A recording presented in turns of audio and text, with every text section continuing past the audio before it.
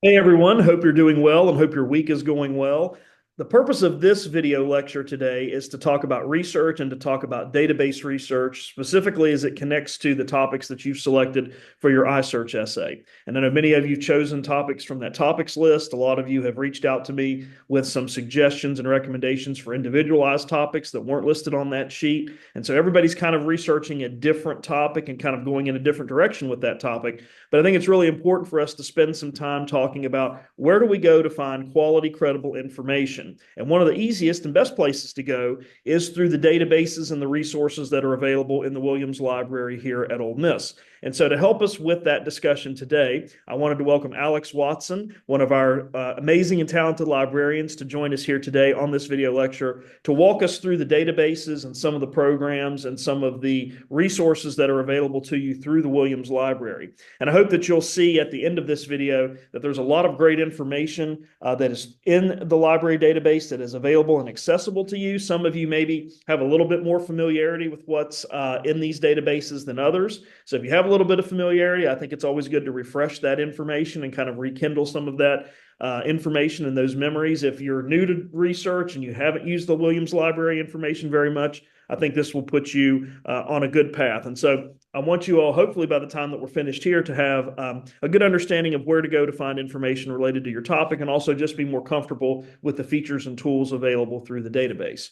So I wanted to thank Alex, first of all, for taking time out of his schedule to do this for us today. And I'm going to step out of the conversation for just a little while, turn it over to him. And you're welcome to take notes on this as he is talking. You're welcome to kind of use your topic in some of these sample searches that he's going to perform. Or, of course, you're always welcome to go back and watch this and rewatch this video at any time if you want to get something for the second or third time. So without further ado, I'm going to stop and turn things over to Alex. Hey, Alex.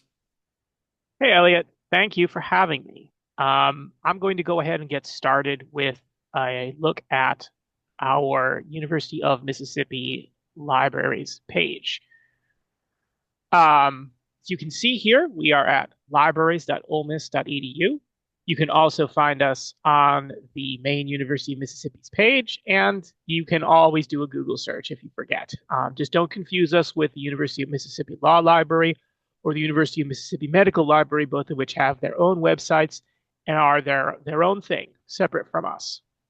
So the reason that I tell people that they need to come to this page is because those databases and those articles that Elliot was talking about a second ago are mostly behind paywalls. They're not free articles that are available for everybody to read. If you were to find the title of one of these articles, go and do a Google search, you would probably find it, but you would also find that paywall with somebody asking for you to give them 40, 50, $60 to access that article. And even if you can afford it, I'm sure you would prefer not to have to pay that sort of extortionate rate.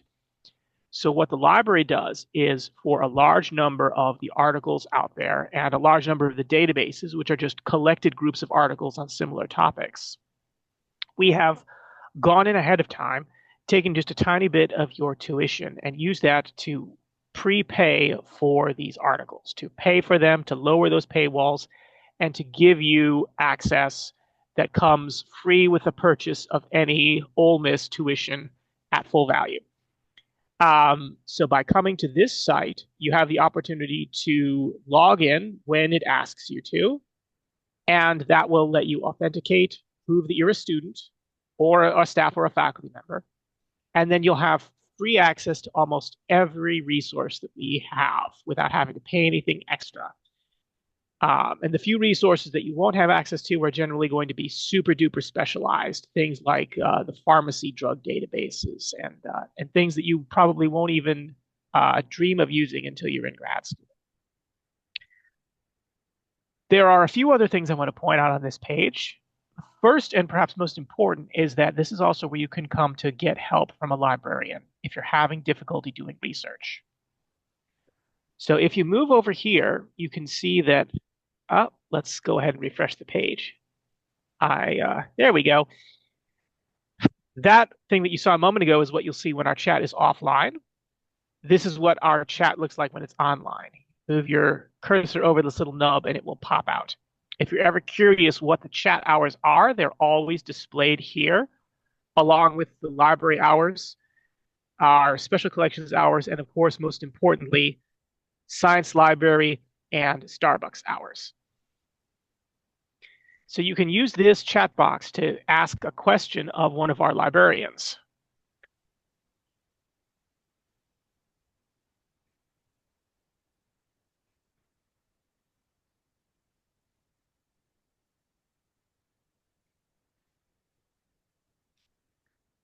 And then the person on the other end will be able to respond to you in real time.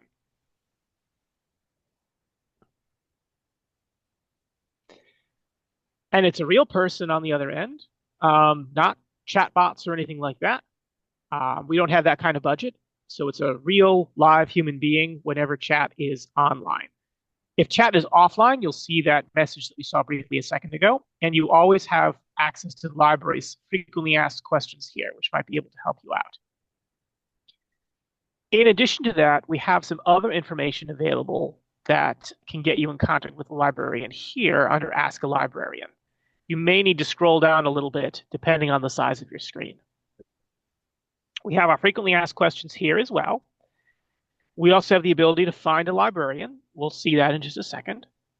There is a chat box here as well. You can see that this chat box is extremely wide, so you don't have to get as many line breaks, but it also populates with our earlier chat. So that chat is going to follow you along until you clear your cookies.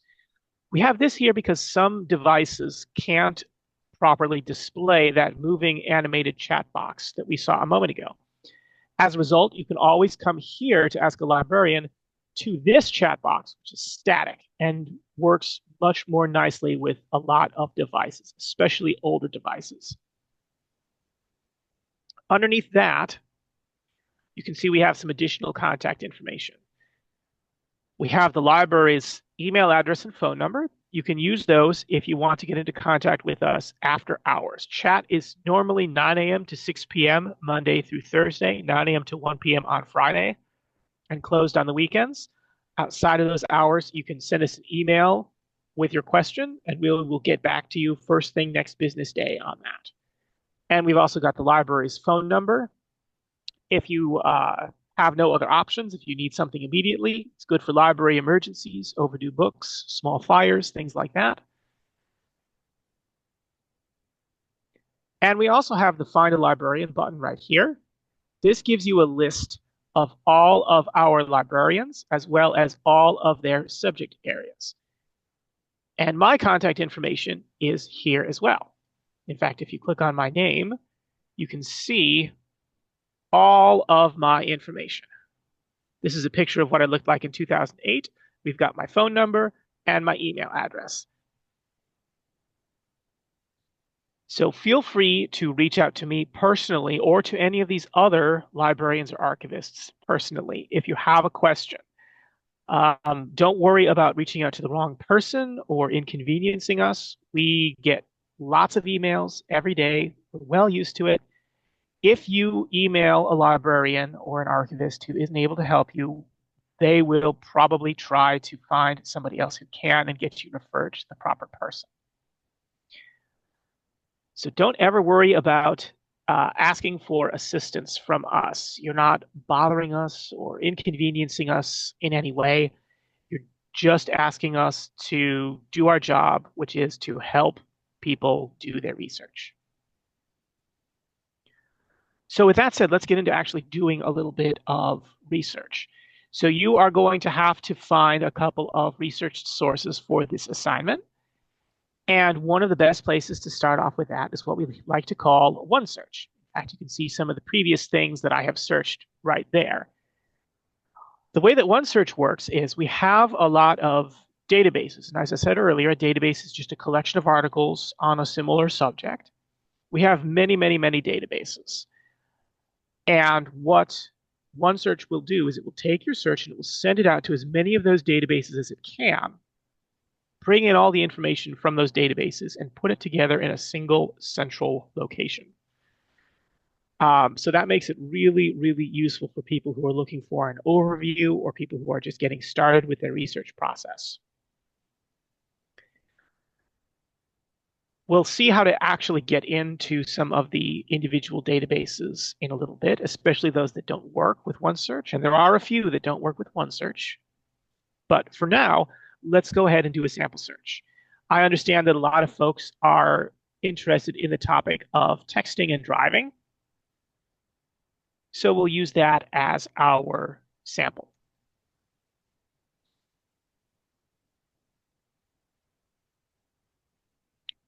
Now I'm going to go ahead and collapse this sidebar here, but you will note that it has some things that are going to be interesting to us later, such as this related topic. So as you can see, we have 18,551 results, nearly 20,000 results of people talking about this. This first one here is a journal article from the Journal of Business Research. So that's going to be a scholarly journal, something written by an academic or an academic audience that's going to have in-text citations and things like that. And you can see that it is from last year, 2023. And it's talking about trying to curb texting and driving with an advertising campaign. And if we want to read this, we have several different options. We can download the PDF directly, or we can view it online. And if we view it online, this is what you'll see if you're trying to access one of our databases. You'll have to sign in with your Ole Miss username and password, same as you would with My Ole Miss. You'll have to do the two-factor authentication that is necessary to keep Russian hackers out of our DMs. And then we'll have the article itself. So you can see, you can read the entire thing here. This one is really nice because it actually has hyperlinked citations that will take you directly to the reference that they're referring to. There is also,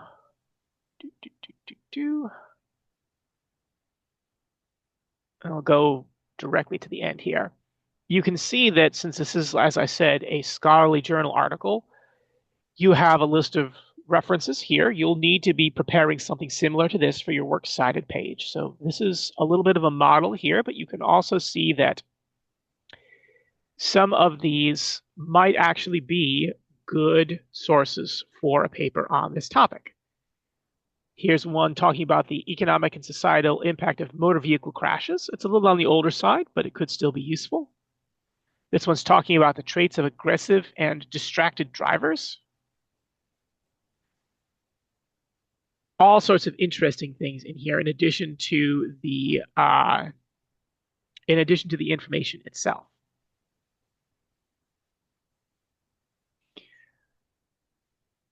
And as we see here, we've got some other things coming up as well. This is talking about detecting texting and driving using neural networks from a couple of years ago.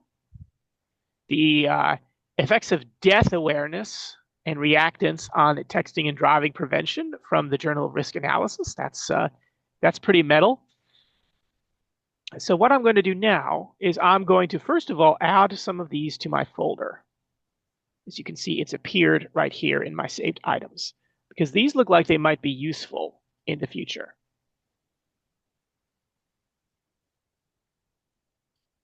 And what I'm going to do now is use some of our search limits. So over here on the left are some limits that you can use to help your search. For example, if I choose the full text online limit here, it will remove all of our results that are paper only. So that means things that are only available as physical books, things that are only available as physical journal articles.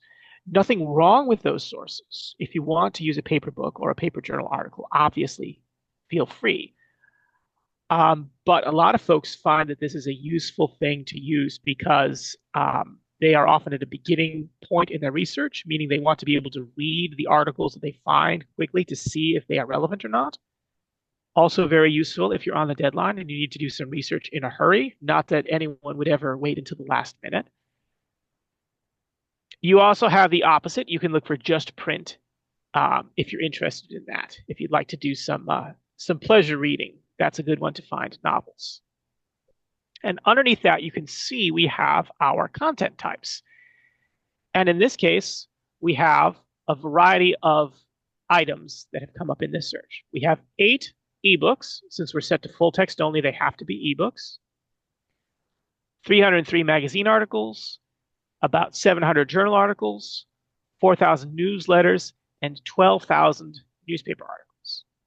So let's say that we are interested in finding things that are similar to what we've been seeing, these scholarly journal articles that have citations. We can limit our search to journal articles like so. You also have the ability to limit by publication date. 1, 3, 5, and 10 years are the default, and you can also customize the date range.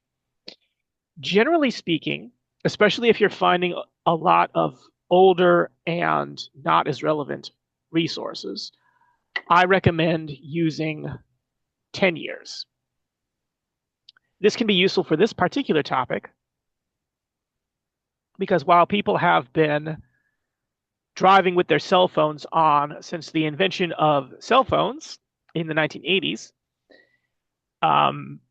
there is a very different feel to people texting and driving in 2014, 10 years ago, as opposed to 2004, 20 years ago, or 1994, 30 years ago. So if you're ever in a situation where you want to make sure that there isn't out-of-date information creeping in, you can always try using this one.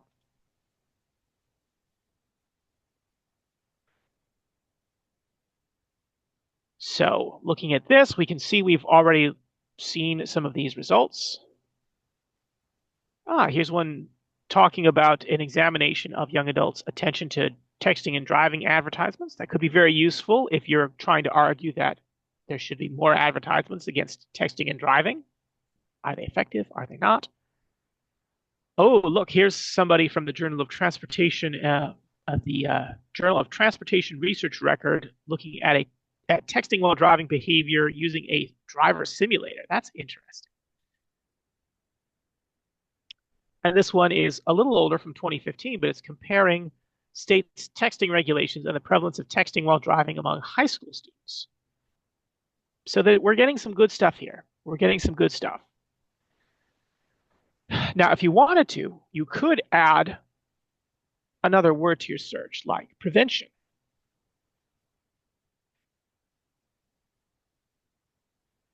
You'll see here's that article that we saw earlier.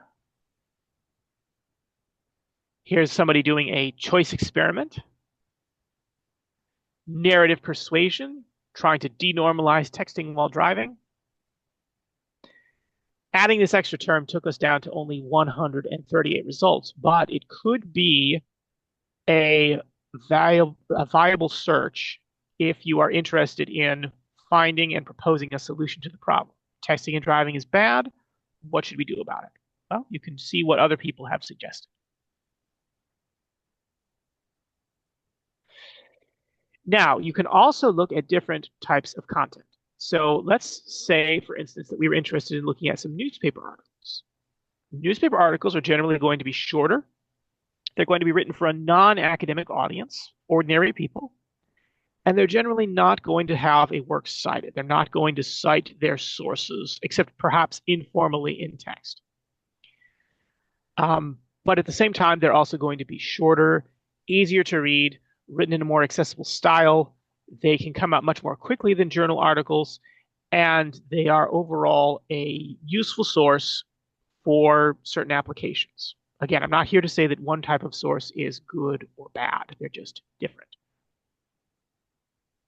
So if I were to remove journal article, I can uncheck it here, or I can uncheck it up here and switch over to newspaper article. You can see that we have quite a different feel distracted driving, texting and driving from the Tennessean.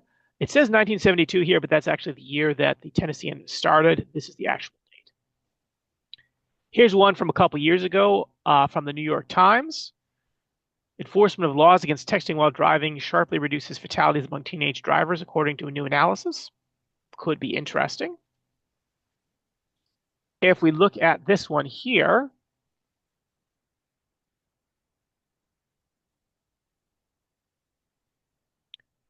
we can see it's very short, but it does have some interesting information. Cites an expert here. So that could still be useful to you. Then again, there are going to be some things that aren't as useful. This one is a report of somebody texting and driving in a specific crash. Other than providing an example of this happening, that's not necessarily super useful, especially since it's a very local issue. Then again, you could look at something like this, which is from 2018, again within our 10-year window, saying that, at least in Pennsylvania, the texting and driving law isn't being enforced. It's also important to note that you will often see international sources as well. This one is from The Guardian, which is a London newspaper. You'll also see this in journal articles as well, although we didn't see any of those in our earlier search. It's generally going to be a decision that you have to make, often in consultation with your instructor, whether an international source is appropriate to use. In terms of texting and driving, you could probably argue that any country that is sufficiently similar to the United States would be sufficient, such as the UK. Then again, there are often cultural differences that you'll have to take into account. British cars usually have a manual transmission rather than an automatic, which means that it can be difficult to text and drive at all because you need to have your hand free to shift gears. Things like that that you need to take into account. So always be wary of that. Unfortunately, there is no easy way to eliminate foreign and international results from your search. This is because a lot of researchers in the United States treat the United States as the default, and as a result, they don't include the name of the country in their article. So if you search for something that includes the word United States, you're actually more likely to find international articles because they are the only ones who are likely to call it the United States. It's like the old joke. Two people meet, and the first one says, "What country are you from?" And the second person says, "I'm from the United Kingdom. What country are you from?" And the person looks back at them and says, "Texas." All right. And you can also look at books and ebooks as well. Oh, look at this. Here's an interesting recent ebook, Distracted: A Philosophy of Cars and Phones. That could be interesting. One of the nice things about ebooks is that you don't have to read the whole book. They come with a built-in search function that you can use to find a specific term or to search the entire book on a word-by-word basis.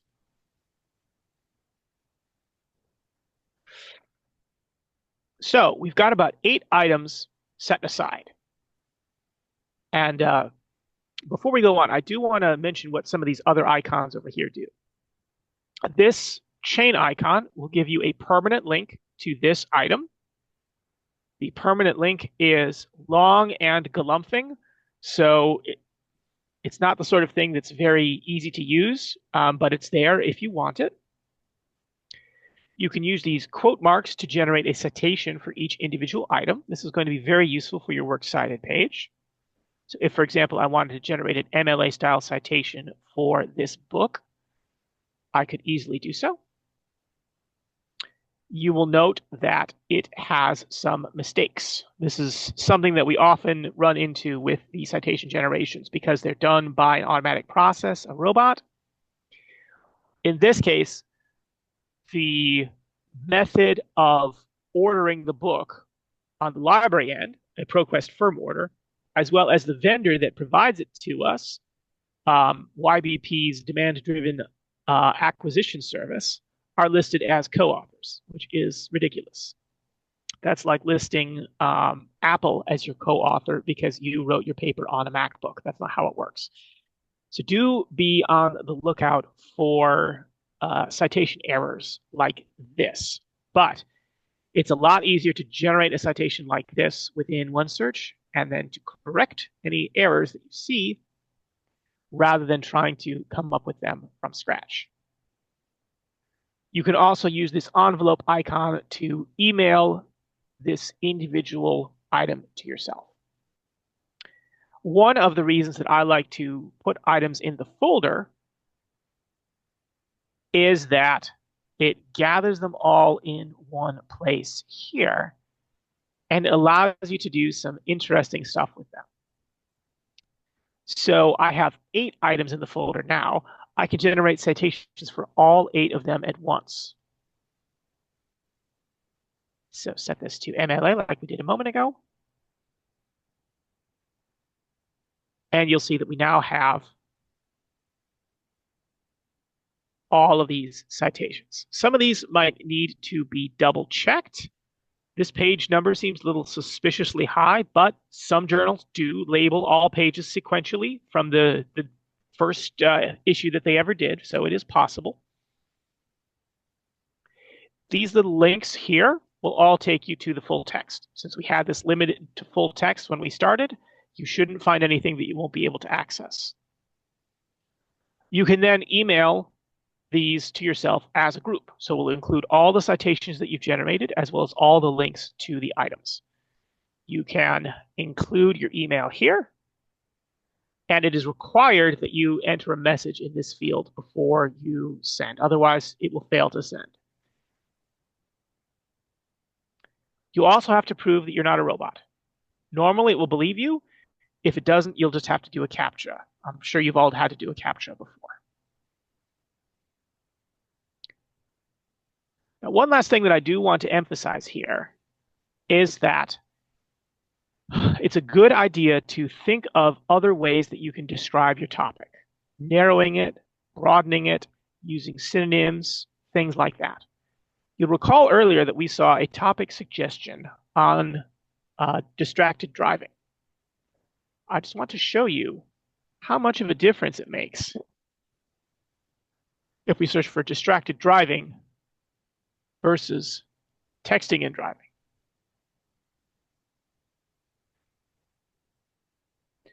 Note that we went from 5,000 articles to 18,000 articles, still limited to full text and within 10 years.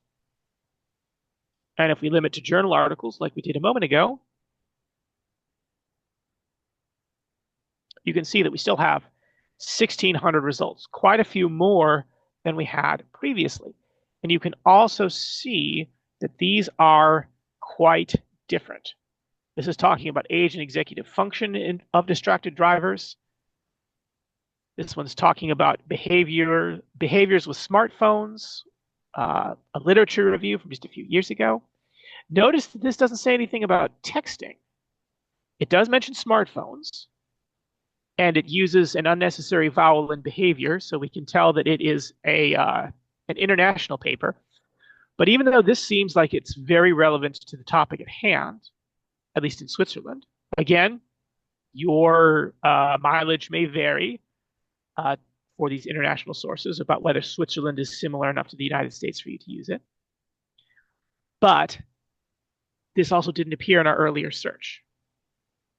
This also suggests a few other things that we could search for. We could search for not only texting and driving, but for phone use and driving, for smartphones and driving. Heck, you could even search for a specific model like iPhones and driving. And often you will find different sources. Here we go. I wasn't texting, I was reading an email, a qualitative study of distracted driving enforcement in Washington State. Very, very useful stuff, even if it didn't immediately come about from texting and driving. So do always keep that in mind. There are other ways that you can search, other terms that you can use. And in this case, I think a slightly broader search is very useful because a lot of these behaviors are similar enough to texting, emailing while driving, for instance, that you could very easily say it's applicable. But limiting ourselves to texting and driving, we didn't see those. Alrighty.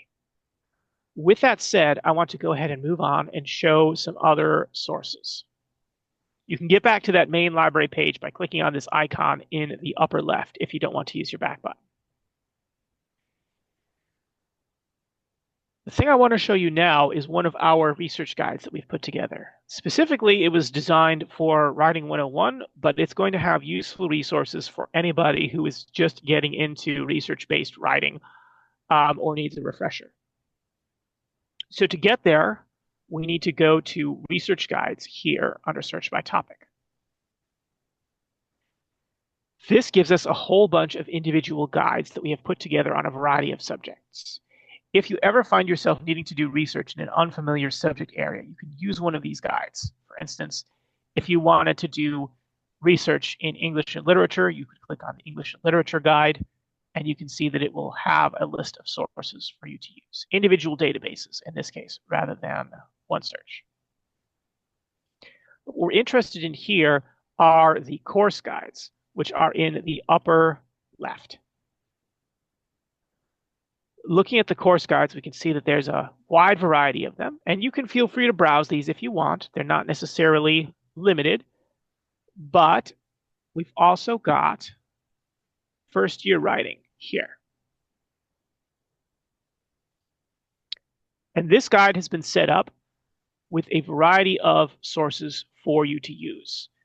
Some of these are more for people who are trying to select a topic, as you can see up here.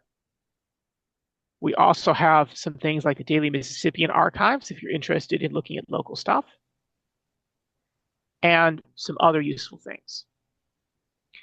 So one of the things that I always like to show folks is CQ Researcher, because it's a good example of, first of all, a database that contains articles that do not show up in OneSearch. So CQ Researcher doesn't work with OneSearch. Its articles will never appear in that search that we've just done. It is an issues-based database. And what it has for us are a variety of short reports written on various topics that are prepared by experts and often will include some individual information, some citations, graphs, charts, all that sort of thing.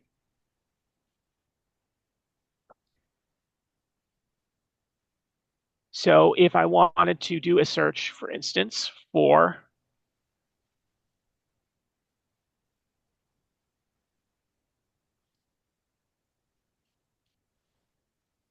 texting and driving,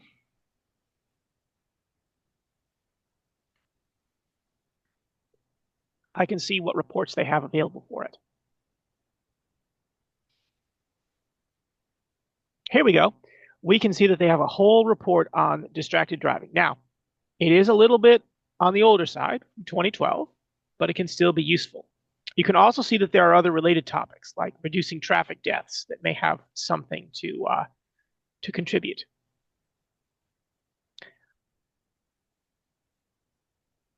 But in this case, we can see we have a nice little report with photographs, charts, graphs, breakdown of local laws. There's a nice pro-con down here. Are integrated devices safer than using handheld devices while driving, i.e. having your cell phone linked to the console of your car and using that instead of the actual device? This person says yes. This person says no. You can also generate a citation here in a variety of formats if you're interested in that.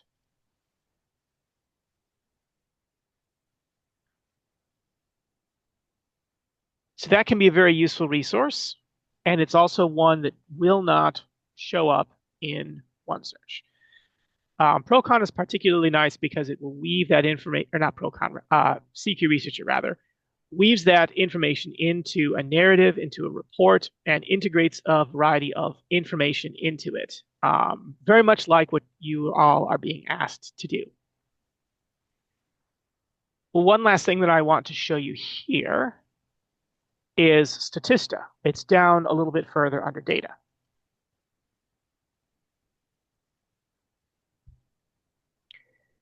Statista is designed to bring you statistics. I know, shocking, right?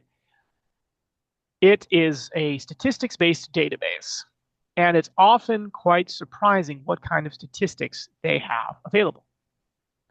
So, if we check texting and driving like we did a moment ago, perhaps we'll find something interesting. So you can see here, we have smartphone activities while driving from a few years ago. We have deterrence from Australia, again, international source. But if you look at one of these,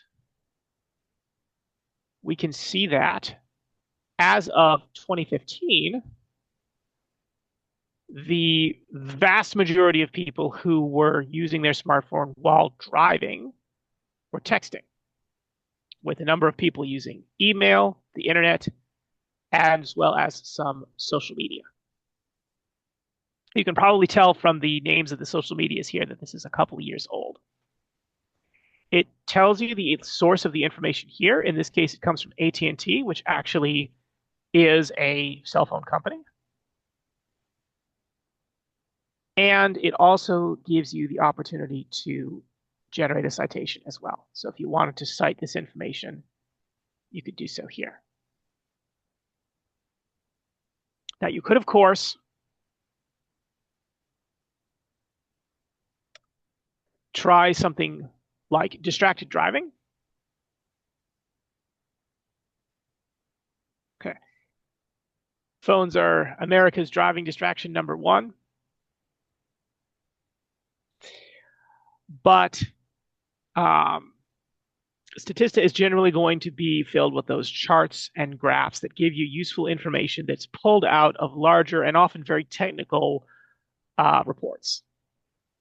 So that can be super useful if you're looking to make your paper more data-driven. But it's important to know that you shouldn't have nothing but statistics. And you should also remember that you're not able to incorporate these graphs as a visual aid. That's generally not something that instructors are very enthusiastic about for a variety of reasons. But if you do want to include statistics, if you do want to cite them, this is available for you here. And it's something that I found students really enjoy using in the past, because a lot of these statistics are things that they hadn't considered in the past. And of course, there are a large number of other things here that you can try using as well that we don't necessarily have time to go into. But